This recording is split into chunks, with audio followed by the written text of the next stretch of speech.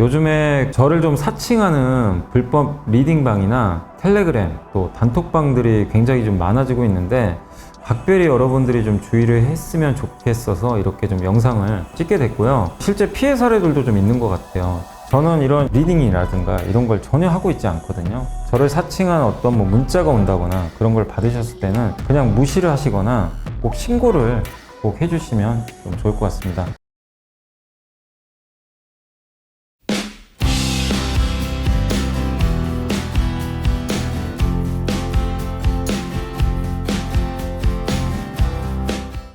네, 안녕하세요. 염승환 이사입니다. 자, 오늘 2024년 제가 3월 14일 날 영상을 찍고 있고요. 아마 여러분들이 보시는 건 3월 16일 날 보실 것 같습니다. 오늘 이제 그때 예고해 드린 대로 그 조선업종 이제 영상 자료를 제가 만들었고요. 아, 이거 자료 만드는 것도 저는 이제 저도 공부 많이 해서 많이 안다고 생각했는데 착각이었습니다. 죄송합니다. 예. 공부해 보니까 다시 새 출발을 하게 됐고요. 예, 뭐냐면 정말 조선업종 애널리스트 분들한테 경의를 표하고 너무 존경스러운 게 이 자료 만드는 건 보통 일이 아닌 것 같아요. 진짜 말로 하는 거는 할 수 있어요. 사실 이제 내가 배워서 말로 전달할 수는 있지만 자료를 또 한 번 이렇게 PPT로 만들고 이건 정말 어려운 것 같아요. 시간이 많이 들어가요. 근데 이제 제가 이걸 만드는 건 저도 이제 뭐 칠판에 쓰거나 아니면 뭐 그냥 말로 할 수도 있겠죠. 예. 근데 그러면 이제 여기 보시는 분들 입장에선 이게 집중이 떨어지거든요. 어떻게 보면 약간 떨어질 수 있기 때문에 일부러 제가 이제 그 함께 배우기만큼은 제가 직접 PPT를 뭐 어쨌든 자료를 다 취합해가지고 만드니까 좀 시간은 많이 걸리는데 근데 그만큼 저도 좋고 그 공부를 더 할 수 있어서 좋고요. 예. 또 반응도 괜찮은 것 같고 또 이런 자료가 남잖아요. 나중에 또 활용할 수 있기 때문에 여러모로 좀 처음엔 힘들지만 오히려 더 장기적으로는 낫지 않나 하는 좀 생각이 듭니다. 자, 아무튼 이제 오늘 조선업종 이제 예고해드린 대로 말씀을 드릴 텐데 오늘은 이제 조선의 기초와 밸류체인부터 첫 시간이니까 해보고요. 바로 들어가면 배를 만드는 거고 그 다음에 주요 선박은 벌크선, 탱커, 컨테이너선, 가스선, 해양 플랜트 되게 많습니다. 이것도 한 번씩 다 다룰 거예요. 그리고 주요 고객은 해운입니다. 해운사가 당연히 발전 HMM이 나 배 필요해 컨테이너선 좀 필요한데 그러면 이제 맡기죠. 누구한테? 조선사한테 요청을 해요. 그럼 이 조선사가 만들어줍니다. 근데 문제가 선박을 만드는 기간이 오늘 들어가서 내일 나오는 게 아니고 2년에서 3년 걸려요. 너무 오래 걸려요. 둘 다 리스크예요. 해운사도 3년 후에 받아야 되니까 2년 후에. 지금 배가 필요한데 2년 후에는 해운 업황 망가지면 받아봐야 바보 돼요. 그죠? 아니 해운 막 공급 가용 왔는데 2년 후에 지금 호황인데 2년 후에 공급 가용 왔어요. 배는 들어와요. 이걸 운항해야 되는데 운항 그 운임이 떨어질 거 아니에요. 공급 가용이면. 그러니까 참 어려운 거예요. 근데 이제 조선사 입장에서 리스크가 왜 크냐면 배를 수주 받는다고 만약에 1,000억짜리 배를 받았어요. 수주 단가가. 그럼 처음에 얼마 받는지 아세요? 보통 20% 받아요. 200억만 받고 내가 만들어야 돼요. 중간중간 조금씩 받아요. 그러다 마지막에 다 받아요. 근데 그 배 만드는 단가가 꽤 높잖아요. 그러면 그 만드는 과정에서 돈이 없으면 어떻게 하면 빌려야 돼요. 은행이나 이런 데서. 그러니까 부채 비율은 올라가고 거기다 자재비 올라가고 인건비 올라가면 감당 안 되는 거죠. 그래서 막 적자 보기도 합니다. 약간 이제 건설업과 비슷한 구조죠. 네. 좋을 땐 또 좋은데 그래서 이제 그만큼 이제 이게 특징을 꼭 아셔야 돼요. 조선산업이랑 이 배라는 거는 시계열이 굉장히 길다는 거. 예. 오늘 들어가서 내일 나오는 게 절대 아니다. 이걸 염두에 두시고 시장 점유율로는 원래 한국이 1위였는데 이제 2등으로 좀 밀렸습니다. 점유율은 중국이 물량 공세로 1위고요. 일본이 3위인데 원래 일본이 1위였어요. 옛날에 1970년대에 그때 일본이 압도적 1위였고 그때 이제 당시에 정주영 회장이 현대중공업 만들어서 처음 스타트를 끊었는데 우리 한국은 중국이 WTO에 가입했던 2001년부터 역전을 해서 1등이 됐죠. 그때 한국의 조선사들은 작년에 배터리 부럽지 않았어요. 어마어마하게 주가 올랐습니다. 한 15배 정도 아마 현대민포가 15배 올랐을 거예요. 그때. 예, 엄청났죠. 왜냐면 중국이 막 이제 투자를 하니까 막 배도 필요하고 그래서 한국의 조선업이 최고 호황이었는데 그때 호황 끝나고 이제 지난 5년간 고생하고 있죠. 예. 그렇게 된 거죠. 어쨌든 해운사들이 발주를 해야만 조선업은 당연히 좋을 수밖에 없고, 그리고 해운사들이 배가 없거나 배를 폐선해야 되거나 이럴 때는 당연히 발주를 할 거 아니에요. 그런 경우가 생긴다면 조선업종에 상당히 좀 유리할 수 있다라고 보시면 좋을 것 같습니다. 자, 그리고 요거 이제 용도별 분류인데 상선과 어선, 특수작업선 함정인데, 이건 이제 예전에 나왔던 자료긴 한데요. 어쨌든 이제 상선은 뭘 실어 나르는 배예요. 그러니까 물건 같은 거. 그러니까 탱커는 원유, 뭐 아니면 화학 제품, 뭐 아니면 가스. 그다음 가스 운반선 따로 있습니다. 이건 좀 예전 좀 자료다 보니까 2019년에 나온 건데, 탱커는 이제 원유라고 그냥 생각하시면 돼요. 원유. 그리고 가스 운반선은 가스, 뭐 LPG, LNG. 그다음 이걸 겸용하는 선박도 있고요. 건화물선, 날 것 그대로, 뭐 철광석, 목재 이런 거 실어나는 배가 벌크선. 뭐 어선은 어선이고 특수작업선, 함정도 있고요. 해양 플랜트도 있습니다. 근데 이제 밸류 체인을 제가 적어놔서 이따가 그거는 한 번 더 설명해 드릴게요. 좀 자세히.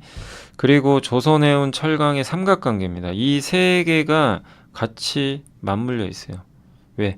해운사가 먼저 선박이 필요하니까 발주를 줘요. 그럼 건조해야죠. 건조할 때 뭘로 만듭니까? 철강으로. 배 있잖아요. 배 뭘로 만들어요? 두꺼운 철강으로 만들어요. 그걸 후판이라고 합니다. 그래서 철강 업체는 후판 공급하고 조선사는 후판. 그 철강 업체는 또 뭐를 하죠? 철을 만들려면 어떻게 만들어요? 철광석이 있어야죠. 그러면 해운사에 또 발주를 줘요. 철광석 운반 좀 해달라고. 그럼 해운사는 또 철광석을 운반하기 위해서 배가 필요하니까 배를 또 발주합니다. 이런 구조예요. 서로 이제 각자 좀 필요하죠. 예, 서로한테 좀 공생을 해야 되는 그런. 그 세계는 좀 뗄래야 뗄 수 없는 그런 관계입니다. 근데 업황의 사이클은 다르지만 이런 구조로 돼 있다는 걸 염두에 두시면 좋겠습니다. 자, 그리고 조선사 그러면 이익을 어떻게 내? 이익은 뭐예요? 매출에서 비용 빼면 되죠. 매출은 가격 곱하기 수량이죠. 그러니까 얼마만큼을 팔았느냐. 그리고 비용 빼면 되잖아요. 그래서 조선사 이익 공식은 이렇게 보시면 돼요. 이익은 P. P는 선박을 수주한 가격 있죠. 그거고, Q는 수주 물량. 나 얼마나 수주 많이 했나. 그죠? 그럼 매출 나오죠. 거기서 비용이 뭐예요? 뭐 인건비 이런 것도 다 있겠지만 제일 중요한 게 후판 가격. 아까 그 철강. 이 밑에 있는 두꺼운 철판 있죠. 요겁니다. 요 가격이 이제 비용으로 들어가요. 이게 원가의 20%나 돼요. 그래서 두께 6mm 이상의 두꺼운 철판이고요. 선박 건설용으로서. 그래서 두꺼울 후자를 이제 써서 후판이라고 하는 거고요. 포스코나 현대제철, 동국, 우리 한국의 이제 기업들이 주로 만들고 중국도 만들고 일본도 만듭니다. 그래서 선박 건조 원가의 20%를 차지한다. 이 가격이 오르면 마진이 좀 떨어지겠죠. 이익이 떨어지면 이제 조선사 이익은 올라가는 거고요. 그 조선은 이 특징을 좀 이해하시면 좋아요. 아까 제가 서두에 말씀드린 대로 2년이라는 시간이 있어서 참 어렵다. 뭐냐면 조선은 수주 산업이고 조선사의 수주 인식 방식입니다. 이 세 가지 방식인데 원래 이걸 제일 많이 써요. 헤비테일. 원래 이걸 많이 안 썼는데 뭐냐면 금융위기가 터졌어요. 그러니까 어떻게 됩니까? 그때 해운사들이 발주를 줘야 되는데 돈이 없어요. 망해버리니까 다들 막 금융위기 터지고. 근데 이거를 선박은 또 필요한 회사들이 있단 말이에요. 그래서 조선사도 힘들 때죠. 금융위기 나서 다 난리가 나니까 막 망하고 난리 나고 선박 수주는 안 되고. 그러니까 이제 어떻게든 해운사 수주를 받아야 되는데 운영을 해야 되니까 공장을 놓을 수는 없잖아요. 그래서 나온 방식이 헤비테일 방식이에요. 헤비는 꼬리가 무겁다는 거예요. 헤비 무겁다. 테일 꼬리. 무슨 얘기냐? 여기 보이세요? 60%가 여기가 있어요. 원래 이게 스탠다드 방식으로 설명해 드릴게요. 자, 처음에 알지? 이제 보증서인데 은행이 선박은 굉장히 비싸잖아요. 그래서 선박 금융이 있어요. 은행이 좀 도와줍니다. 보증을 서줘요. 은행이나 이런 데서. 금융기관에서. 그래서 이제 그런 보증서가 나오면 계약을 하거든요. 예. 그때 이제 계약할 때 20%를 줘요. 그다음에 이제 건조 들어가면 절단할 때. 자, 이제 우리 착공합니다. 그럼 이제 또 해운사가 이 해운사가 주는 비중이에요. 조선사한테. 자, 20%. 자, 그다음에 이제 탑재. 예. 20%. 예. 그다음에 이제 바다에 띄우는 거 20%. 그리고 다 했어. 이제 끝났죠. 그리고 거기 이제 만약에 이제 우리나라에서 만들어서 저 유럽으로 가요. 유럽에 뭐 예를 들면 프랑스로 갔다. 거기에 도착을 해서 인도가 되면 그때 20% 나머지 잔금. 예. 약간 뭐 우리 뭐 부동산하고 비슷하죠. 아파트 뭐 중도금 예, 그런 거랑 비슷한데 이게 보통 이제 스탠다드 방식인데 금융위기 이후로는 바뀌어서요. 헤비테일로 바뀌어버린 거예요. 뭐냐면 처음에 알지 발급할 때 10%, 절단할 때 10%, 탑재할 때 10%, 진수할 때 아니 40%밖에 못 받아요. 그러니까 중간중간에 돈이 부족해요. 조선사는 빨리 만들어야 되는데 돈이 없어서 예, 자본 잠식 빠지고 재무 실제 우리나라 기업들도 그랬잖아요. 그래서 옛날에 삼성중공업도 물론 이제 옛날에 해양 플랜트 때문에 막 진짜 망할 뻔했어요. 그래서 유상제 있잖아요. 삼성 브랜드를 달았는데 망할 뻔했다니까요. 돈이 안 들어와가지고. 그리고 이제 딱 그 해운사한테 배 키를 딱 갖다 주면서 이제 60% 꽂혀. 그러니까 이제 인도하는 순간 이제 재무 구조가 확 좋아지는데 이게 2, 3년이 걸리잖아요. 그러니까 여러분이 조선사 사장이면 어떠실 것 같아요? 쫄리는 거예요. 막 돈 없어가지고. 계속 빌려야 돼요. 배는 만들어야 되고. 배 만드는 비용도 많이 드니까. 그러니까 이런 방식입니다. 근데 최근에 또 바뀐 게요. 공급자 우위 시장으로 좀 바뀌었어요. 조선사가 또 갑이 되고 있어요. 그러니까 이제 스탠다드 방식으로 좀 다시 돌아가는 거죠. 그럼 조선사는 좀 편하겠죠. 요런 방식으로 진행이 됐다. 그동안. 예. 그게 이제 조선의 이제 매출 인식입니다. 매출 인식하는 그런 방식이라고 보시면 되겠고. 근데 이렇게 이제 좀 바뀌었던 배경은 또 최근에 공급자가 우위예요. 여기 이제 줄 서 있죠. 어떤 사람 이제 도장 받으려고. 이것처럼 글로벌 조선사가요. 여기 보세요. 이렇게 많이 없어졌습니다. 예, 어느 정도 이제 생산 능력을 갖고 있는 한중일 조선소 추이라고 합니다. 예, 중국이 제일 많았죠. 사실 당연히 저가 조선사가 많으니까 급격히 감소했죠. 우리나라는 조선사가 몇 개 없어요. 뭐 아시겠지만 한국은 조선 시장 세계 2등인데도 조선사 수로는 몇 개 없어요. 구조정 다 돼가지고. 일본이 우리보단 많아요. 네. 그래서 이런 이제 이건 좋은 거죠. 공급자 우위 시장이라는 건 공급자가 우선이에요. 그럼 조선사한테 좋은 거죠. 배 만드는 회사가 적을수록 유리하죠. 네. 해운사는 좀 불리하고. 자, 그리고 이제 한국과 중국은 독주하고 있고, 예, 이게 전 세계 야드수라고 하는데 이게 아까랑 비슷합니다. 예, 그러니까 야드는 배를 만드는 이제 공간이라고 보시면 좋겠는데, 예, 그 유럽, 일본, 한국, 중국 다 각각 다 떨어져 버렸어요. 전 세계 야드수가 30%나. 그럼 공급이 줄었다는 건 좋은 거예요.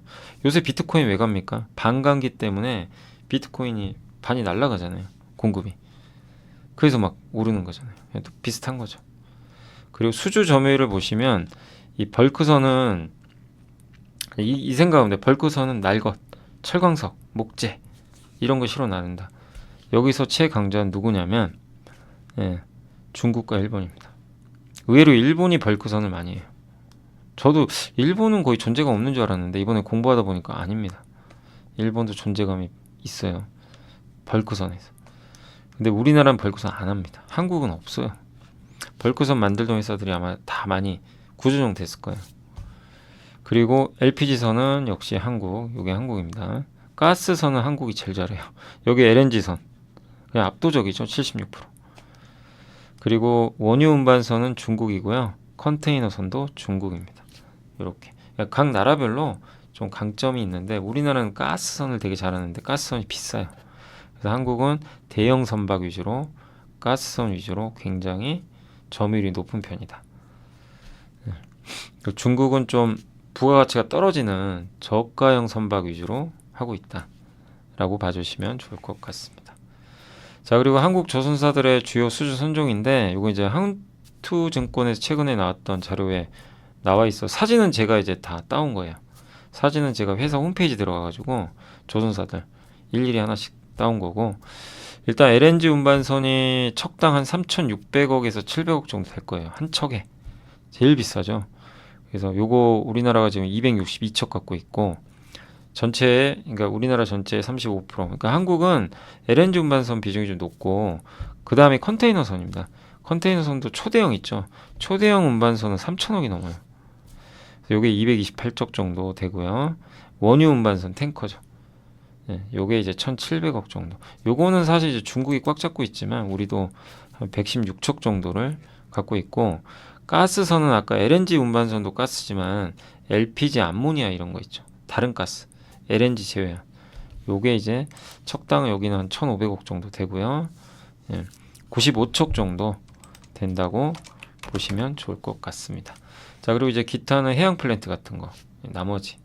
비중은 크진 않지만 이게 해양 플랜트 하나예요. 2조짜리예요. 어마어마하게 비쌉니다. 그만큼 돈이 많이 들어가는 거죠. 이런 이제 선박들을 주로 우리 한국이 지금 보유하고 있다라고 봐주시면 좋겠습니다. 그 조선업은 용어가 좀 어려운 용어들이 있어요. 근데 뭐 다 아실 필요는 없어요, 사실. 근데 이제 이해만 해주시면 되겠고, 총 톤수, 이제 선박의 총 톤수를 GT라고 합니다. 선박의 그 부피 있죠. 그걸 무게로 나타낸 거고. 근데 중요한 건 CGT를 많이 써요. CGT는 그 이제 조선소의 건조 능력, 표준, 그러니까 톤수를 표준으로 환산한 거예요. 조선업에서 이제 주로 저걸 쓰는데, 저게 많으면 조선사의 건조 능력이 높다는 얘기입니다. 그러니까 어떤 조선사가 100CGT다, 어떤 조선사는 500CGT다. 그러면 당연히 뭐 500이 더 높겠죠. 건조 능력이 높다는 얘기죠. 그리고 이제 DWT라는 게 있어요. 선박이 가라앉지 않고 적재할 수 있는 최대 화물 중량. 얼마까지 실을 수 있냐. 아니, 무한정 실을 수 없잖아요. 선박이 가라앉을 수 있으니까. 그걸 나타낸 거고요. TEU라는 건 꼭 이거는 외워두시는 게 좋아요. TEU라는 단어를 많이 쓰는데 컨테이너 한 박스입니다. 한 박스. 20피트짜리.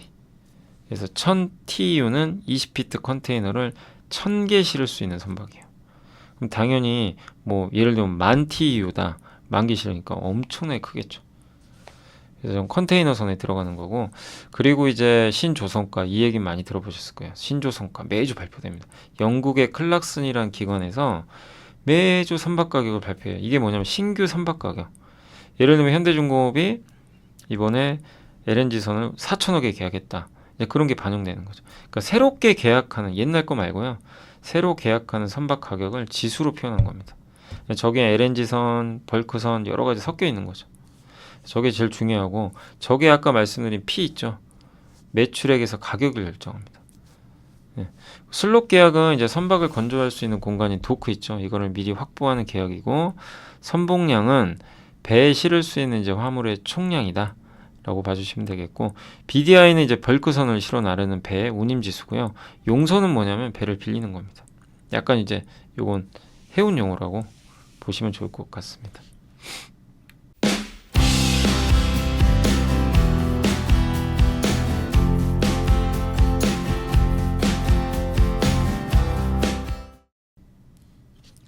자, 그리고 이제 클락슨, 그러면 신조선가로 제가 한번 이제 넘어가 보면 이게 중요해요. 신조선가가 일단 가격을 결정하거든요. P 곱하기 Q 마이너스 C에서 P를 결정합니다. 근데 조선주 주가 상승을 위한 핵심 조건이 3개예요. 높은 레벨의 조선 가격, P죠. 그 다음에 안정적인 수주 잔고, Q, 물량. 그 다음에 인력이 부족해요, 사실. 우리나라 조선소 인력난인 거 아시죠? 좀 요즘에 해결은 되고 있는데, 배는 사람이 만들어야 되니까. 근데 여기서 할 거는 신조선가 얘기입니다. 그래서 옛날에 제가 이제 조선업종, 저는 이제 조선주 같은 경우 제가 워낙 관심이 많다 보니까 조선에 대해서는 뭐 일단 나오면 다 읽어보거든요. 그래서 작년에 나왔던 자료를 이제 찾아봤어요. 뒤져본 거죠. 그랬더니 여기 좋은 내용이 있더라고요. SK증권의 한승환 연구원님이 썼던 작년 자료에 신조선가는 공개가 안 된대요. 어떻게 구하는지. 근데 이분이 추정한 건 이거였어요. 벌크선, 탱커, 컨테이너선, LNG, 운반선, 요 4개가 제일 중요하거든요. 요거를 지수화한대요. 근데 어떻게 지수하냐면 벌크선이 제일 중요하대요. 그 다음 탱커, 컨테이너, LNG. 그 신조선가가 오르려면 벌크선과 탱커가 올라야 돼요. 기본적으로. 그럼 많이 오릅니다. 얘네 둘이 튀면요. 그럼 벌크선과 탱커의 그 선박 가격은 어떻게 결정될까요? 얘네들을 수요가 많으면 좋죠. 그러면 벌크선과 탱커 운임이 오르면 돼요. 해운사들 입장에서 벌크선이나 탱커선, 원유 운반선 운임이 오르면 돈을 많이 벌 거 아니에요. 그럼 배가 더 필요하겠죠. 그래서 발주를 한단 말이에요. 비싼 가격에도.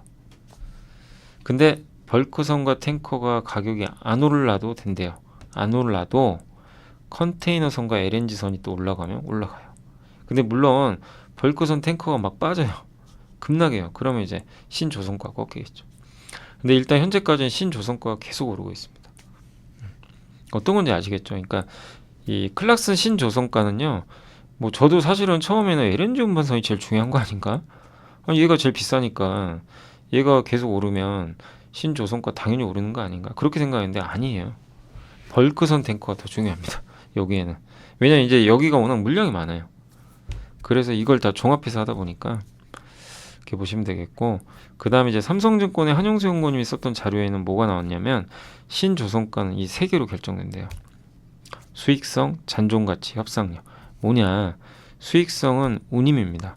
운임. 네. 그러니까 이 신조선가를 결정하는 것 중에 하나가 운임인데 아까 말씀드렸잖아요.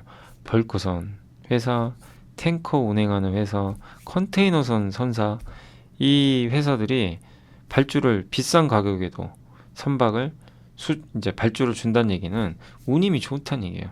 야, 이 가격에도 난 돈 벌어. 배는 필요해. 좀 비싸네? 상관없어요. 여유가 있는 거죠. 예. 그러니까 신조선가는 일단 첫 번째가 수익성. 그거는 해운사들의 운임입니다. 그러니까 운임이 오를 때 좋아요. 보통. 그 두 번째가 잔존가치. 물론 운임이 무조건 오른다고 오르는 것도 아니고 최근에 운임이 좀 빠진 것도 있어요. 근데도 신조선가 안 빠집니다. 그러니까 수익성만으로 결정되는 게 아니고요. 두 번째가 잔존가치. 중고성가도 중요합니다. 우리 자동차 사고 나서 차 팔잖아요. 나중에. 그 잔존가치를 뭘로 결정하죠? 중고 가격이죠. 똑같아요. 중고 선박의 가격이 안 떨어지면 잔존가치가 유지가 돼요. 신조선가가 안 빠집니다. 중고선가 떨어지면 신조선가가 떨어질 수도 있죠. 마지막으로 협상력. 이건 뭐죠? 누가 협상에 우위 있냐? 배를 발주하는 사람, 배를 만들려는 사람. 누가 우위죠? 보통은 고객이 갑이잖아요. 네, 근데 아니죠. 지금 해운사보다 조선사가 부족해요. 오히려 제대로 만들어줄 수 있는. 그러니까 조선사가 갑에 있는 거죠. 그러니까 지금 조선사가 협상력에 우위에 있어요. 그러니까 이 세 가지가 종합적으로 돼서 이게 신조선가가 또 나온다. 그러니까 두 가지만 이해하시면 돼요. 신조선가는 벌크선, 탱커, 컨테이너선, LNG 운반선의 가격 이런 것들. 근데 중요한 건 벌크선과 탱커고, 그 다음에 수익성, 잔존가치, 협상력. 이건 운임, 중고성가, 공급여력 이런 것들에 의해서 결정이 된다라고 생각해 주시면 좋을 것 같습니다. 어떤 내용인지 좀 이해는 되시죠? 뭐 이걸 외울 필요는 없고요. 아, 이렇게 해서 저 선박의 가격이 신조선가가 발표가 되는구나 정도로 생각해 주시면 좋을 것 같습니다. 그래서 실제 이제 지난주에 나왔던 그 신영증권의 엄경화 연구원님 자료에 이제 신조선가, 이 클락슨 데이터는 우리가 개인이 받을 수가 없어요. 너무 비싸요. 그래서 이제 고맙게도 이렇게 애널리스트 분들이 매주 데이터를 받아와서 올려주시는데, 이게 40년 동안인데 녹색선이 신조선가입니다. 최근에 오르죠. 중고선가도 보세요. 엄청 올랐다 빠졌다 다시 오르죠. 이때가 2007년 최호황기 때예요. 난리가 아니었죠. 네. 지금 그때를 향해 가고 있어요. 신조선가가. 최근 4년입니다. 신조선가 보이세요? 그냥 끝없이 오르죠. 쭉쭉쭉쭉. 중고선가는 이제 한번 요동 쳤다 다시 오르는데, 근데 최근에 중고선가 오르죠. 그럼 어떻게 돼요? 신조선가도 오를 확률이 높죠. 그리고 이게 운임지수입니다. 컨테이너선은 확실히 운임은 꺾였고요. 어마어마했죠. 이때 그래서 이 컨테이너선 운임지수 폭등할 때 이때 컨테이너선 발주가 어마어마했어요. 그냥 막 발주를 한 거예요. 근데 지금은 시들해졌죠. 이미 발주를 많이 했기 때문에. 그래서 앞으로 많이 나올 거는 저는 BDI 같아요. BDI가 요 벌크선 운임지수, 벌크선이 좀 부족해요. 공급이 실제. 이거 그래서 이 벌크선 발주가 늘어나고 벌크선 운임이 오르면 어떻게 된다? 벌크선 선박 가격이 오르겠죠. 그러면 신조선가는 오를까요? 내릴까요? 오르겠죠. 왜? 벌크선이 제일 중요하니까. 그렇게 유추도 해보는 거죠. 그리고 또 한 가지 비용은 후판 가격이죠. 근데 후판 가격 보이세요? 21년도에 엄청 올랐어요. 이때는 뭐 모든 원자재가 다 오르니까 철판 가격도 막 급등한 거예요. 그래서 막 적자 보고 그랬어요. 막 수익성 안 좋고 조선사들이 비용 때문에. 지금 보세요. 다 떨어졌습니다. 그때보다 확실히. 그러니까 이런 걸 종합해 보면 확실히 지금 조선사한테 유리한 쪽으로 네, 분위기가 많이 잡혀 있는 거죠. 좀 이해가 되시나요? 네. 자, 그리고 이제 요거 하이투자증권에서 이제 작년에 나왔던 자료 중에 하나인데 읽다가 괜찮은 것 같아서 한번 가져와 봤어요. 뭐냐면 이건 정말 맞는 것 같아요. 영원히 맞는 건 없어요. 그때가 이랬으니까 지금도 이런다. 아닙니다. 그런 건 없는 것 같아요. 물론 그때도 맞고 지금도 맞을 수도 있어요. 그러니까 주식 투자 그래서 어려운데 1 플러스 1이 2가 안 되는 게 주식이잖아요. 똑같아요. 여기 한번 보실래요? 이때 슈퍼사이클입니다. 이때가. 조선 3사의 신규 수주거든요. 예. 요 선은 시가총액이에요. 근데 수주가 먼저 가죠. 그죠? 수주가 먼저 증가하고 시총이 나중에 따라갔어요. 그땐 그랬어요. 슈퍼사이클. 두 번째 사이클이 있었어요. 이때 차화정 장세 때. 중국이 한 번 더 경기 부양할 때 금융위기 터지고. 그때 반짝 호황이 한 번 왔거든요. 또 그때 동일본 대지진 나가지고 그때 이제 LNG 선박에 대한 수주. 원전을 안 하니까 LNG 일본이 이제 LNG 천연가스로 대체하려고 했던 거죠. 에너지로. 그래서 한번 그때 발주 사이클 왔는데 근데 그때는 그 수주보다요 주가가 먼저 갔어요. 그러니까 주가가 먼저 가고 수주가 좀 뒤따라가는 약간 수주 증가할 것 같은데 주가 먼저 가자. 학습 효과 생겨버린 거예요. 그리고 나서 부러지는데 수주가 느는데도 안 갑니다. 왜? 이익을 못 내요. 그때 뭐가 있었냐면 해양 플랜트 제대로 건설 못한 거예요. 그래가지고 막 조 단위로 이걸 사왔는데 받아왔는데 물량을 따냈는데 못 만들면 어떻게 돼요? 어마어마한 손실이. 그 삼성중공업이 아마 그때 유중했을걸요. 하나오션도 지금 대우조선 예전에 거의 다 망할 뻔했어요. 진짜. 현대중공업은 그래도 재무가 좋아서 버텼던 거죠. 그리고 수주가 늘어도 이제 시장에서 신뢰를 안 합니다. 주가 이렇게 박살이 납니다. 여기 보이세요? 수주 이렇게 늘었는데 안 가요. 아니, 수주 늘면 가야 되잖아요. 그래도 뒤늦게라도 안 갑니다. 왜 안 갈까요? 이게 그러니까 이게 그때와 지금 뭐가 차이가 있냐면 그러니까 저도 옛날에 고정관념이 있었던 게 저도 이제 2007년에 경험해 봤기 때문에 수주가 우선이다. 수주가 중요하다. 수주가 중요하다. 이 생각을 하고 있었어요. 그래서 이때 수주 늘 때 주가 갈 줄 알았어요. 학습 효과가 무서운 거죠. 안 가요. 왜? 적자나니까. 수주 아무리 내면 뭐하냐. 돈도 못 버는데. 이 논리예요. 그러니까 실제 보세요. 적자 났죠. 이제 흑자가 올해부터 나요. 드디어. 이미 삼성중공업 작년부터 났고 현대사모는 마진이 굉장히 좋습니다. 그러니까 한국조선해양 같은 기업도. 근데 어쨌든 현대미포가 못 가는 이유. 돈을 못 벌어요. 제대로. 현대미포가. 그러니까 안 가요. 주가 박살이 납니다. 한국조선이나 몇몇 기업들은 버티는데 현대미포는 박살이 나요. 그거는 무슨 얘기냐면요. 이제 시장은 바뀌었어요. 돈 버는 걸로 바뀐 겁니다. 수주 좋다. 근데 이익 언제 낼 건데 이익 갖고 와. 이걸로 바뀌었습니다. 그래서 이제 앞으로 조선주 볼 때 물론 수주 이런 거 다 중요해요. 그거 당연히 기본입니다. 근데 수주만 좋다고 가는 게 아니라 돈을 벌어달라는 거예요.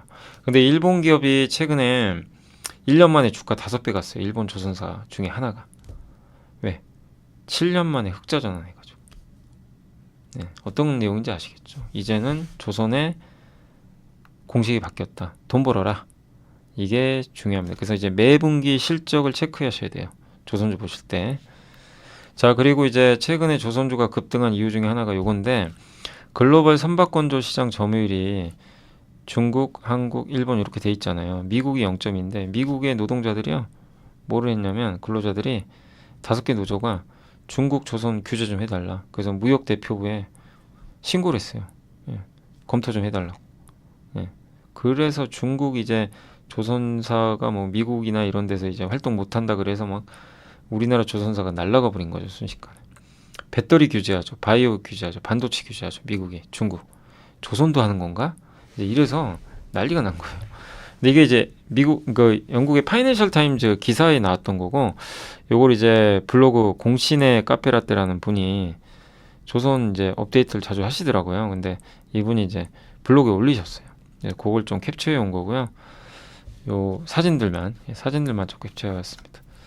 그래서 우리 한국의 조선주한테, 물론 이게 될지 안 될지 몰라요. 근데 안 된다고 해서 뭐 한국에 그럼 조선사 주가 빠질 거냐? 그건 아니고요. 근데 어쨌든 중국을 규제한다는 건 우리 한국과 중국이 대결하는 입장에서 긍정적인 거죠.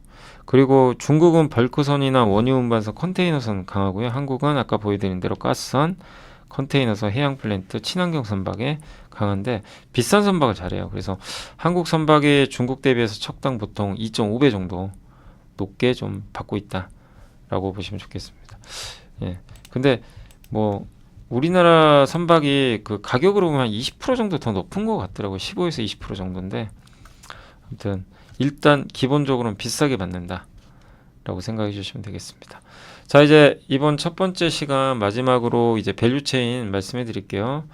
이 밸류체인은 일단 배가 여러 개가 있죠. LNG를 운반하는 선박, 우리나라 사사 다 하고 있고요. 그 다음에 그 LPG는 주로 현대중공업 그룹이 좀 많이 하는 것 같더라고요. 물론 뭐 삼성이나 하나오션이 안 한다는 건 아니에요. 근데 이제 주력은 이쪽이고 현대중공업 그룹, 특히 현대미포가 많이 하고 있고, 그 다음에 VLCC는 원유 운반선인데 아주 큰 거 있죠, 사이즈가. 그것도 역시 사사가 다 하고 있고, PC선은 뭐냐면은 석유화학 제품 있죠. 그걸 운반하는 좀 중소형 선박인데 현대미포가 주로 많이 하고 있어요. 그 다음에 좀 중형, 뭐 좀 작은 거, 원유 운반하는 탱커선, 이것도 역시 현대미포가 뭐 MR 탱커라고도 많이 하는데 하고 있고, 컨테이너선은 뭐 다 하고 있습니다. 현대미포까지 해서 다 하고 있고, FLNG는 이제 바다에서 원유를 그러니까 LNG를 생산하는 건데, 요건 이제 주로 삼성중공업이 하고 있습니다. 자, 그리고 드릴십은 바다에서 원유를 배에서 싣는 거예요. 이제 시추하는 거. 그래서 현대중공업, 삼성중공업, 하나오션이 하고 있고, LNG FSRU는 LNG를 그 기화시키는 거지, 기체로 바꿔주는 거예요. 그러니까 LNG는 액체잖아요. 근데 액체를 기체로 바꿔야 가스가 돼서 다시 쓸 수 있거든요. 그래서 그걸 바다에서 해주는 게 FSRU고요. 주로 현대중공업이 많이 하고 있습니다. LNG FPSO는 바다에서 LNG를 생산하고 처리하는 시설 중에 하나예요. 이건 부유식 굉장히 큽니다. 예. 그리고 군함, 현대중공업과 하나오션이 서로 경쟁하고, 자동차 운반선도 있어요. 현대미포, 하나오션, 잠수함은 하나오션과 현대중공업. 그러니까 이 방산 쪽도 요즘에 시장이 커지는데, 여기는 현대중공업과 하나오션이 치열하게 경쟁하는 그런 시장이다. 그래서 캐나다에서도 아마 수주 딸 가능성도 있는 것 같긴 한데요. 좀 지켜봐야 되겠습니다. 자, 그리고 여기는 이제 조선 기자재 쪽이에요. 그래서 조선 회사는 그렇게 많지는 않고요. 여기 데크하우스 있죠. 이게 선실이라고 그러죠. 그 이제 여기 배 타고 이제 근무하시는 분들이 있는, 뭐 잠을 자거나 그런 데인데, 세진중공업과 오리엔탈 전공이 주로 하고 있고, 거기 해상 통신 장비 있죠. 그거는 삼영 ENC가 하고 있고요. 그 다음에 여기 엔진 있죠. 엔진은 현대중공업, HSD 엔진, 또 STX 중공업, 뭐 STX 엔진도 있습니다. 그걸 제가 좀 뺐네요. 엔진도 있어요, 있기는. STX 엔진도 주력은 아니지만 방산 쪽이죠, 사실. 이것도 느낀 노예죠. 돼 있고, 그 다음에 그 엔진에 들어가는 부품 있죠. 그건 주로 만드는 회사 KSP고, 그 다음에 엔진 부품의 그 부속품들, 뭐 단조해가지고 나오는 그런 것들은 이제 태웅이 어떻게 보면 기초 원자재 같은 거죠. 그거를 만들어주고 있다 라고 보시면 되겠고, 그 다음에 피팅 있죠. 이 피팅은 이 파이프예요. 파이프 서로 연결해 주는 거. 배에 당연히 들어갑니다. 특히 LNG 선박에 많이 들어가요. 그래서 태광, 성강랜드, 하이로코리아, DK락, 요 4개 기업이 이제 주로 하고 있고, 그 다음 조명 있죠. 선박의 조명. 요거를 대양전기공업이 해주고 있습니다. 대양전기공업은 방산도 있고 자동차용 압력 센서도 만들고 좀 다양한데 돼 있고, LPG 화물 탱크는 LPG 운반할 때 그 탱크 있죠. LPG 담는 그거를 세진중공업이 만들어요. 자, 그리고 LNG를 실어 나를 때 LNG는 액체 상태죠. 그래서 뜨거워지면 기체로 바뀌어요. 그래서 기화하면 날아가서 없어져요. 그래서 반드시 차갑게 유지해야 돼요. 절대 열이 들어가면 안 돼요. LNG는 운반할 때. 그래서 LNG 본행제, 단열재를 우리가 만드는 기업을 두 개 있죠. 한국카본과 동성화인텍이 주로 만들고 있고, 그다음 선박 앞쪽 이제 어퍼데크, 요거는 세진중공업이 하고 있습니다.